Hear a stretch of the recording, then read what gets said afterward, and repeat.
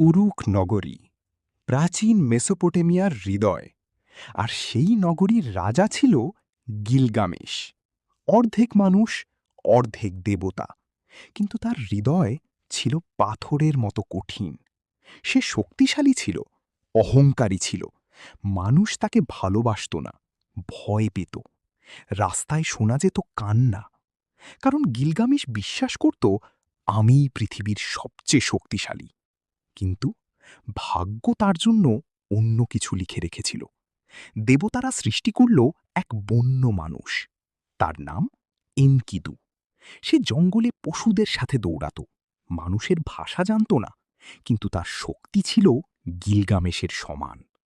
যখন এনকিদু উরুকে এলো, পুরো শহর কেঁপে উঠল। দুই দানবের মতো মানুষ মুখোমুখি দাঁড়াল। তাদের যুদ্ধ ছিল ভয়ঙ্কর। মাটি কাঁপছিল, দেওয়াল ভেঙে পড়ছিল, মানুষ আতঙ্কে চিৎকার করছিল। কিন্তু হঠাৎ গিলগামেশ থেমে গেল। সে প্রথমবার এমন কাউকে দেখল যে তাকে হারাতে পারে। আর সেদিন দুই শত্রু হয়ে গেল আজীবনের বন্ধু। কদিনই তারা রওনা দিল অভিশপ্ত সিডার বনের দিকে। সেখানে বাস করত ভয়ঙ্কর দানব হামবাবা। তার নিঃশ্বাস ছিল আগুনের মতো, তার চোখে ছিল মৃত্যু।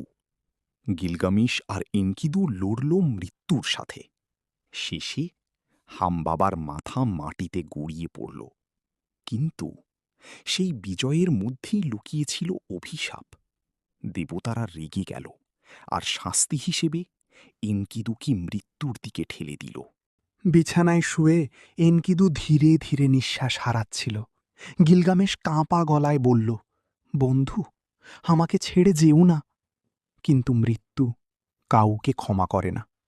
এনকিদু মারা গেল।